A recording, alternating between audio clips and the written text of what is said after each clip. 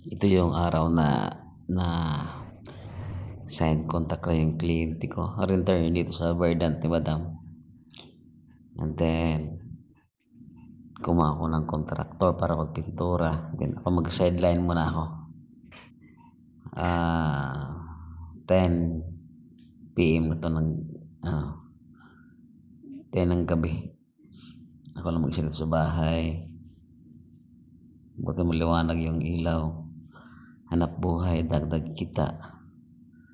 Para sa ekonomiya, para sa mga bata. Sana nga lang, lagi-laging may sideline. Minsan kasi wala. Tahimik ang mundo. Pero okay lang, kaya naman buhay.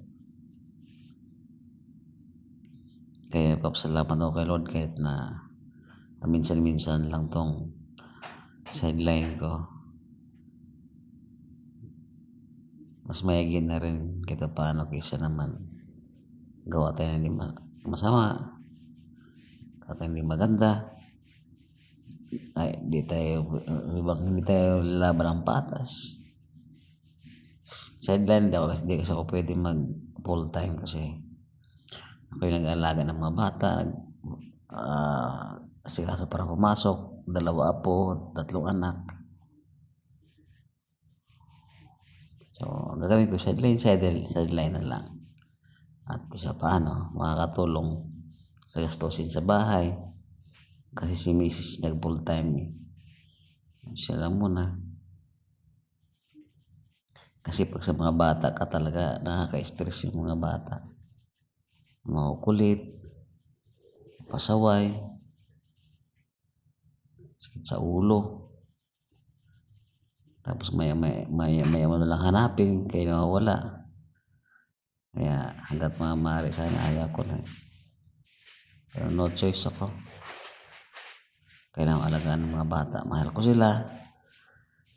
Bigay sa akin ni Lord yan.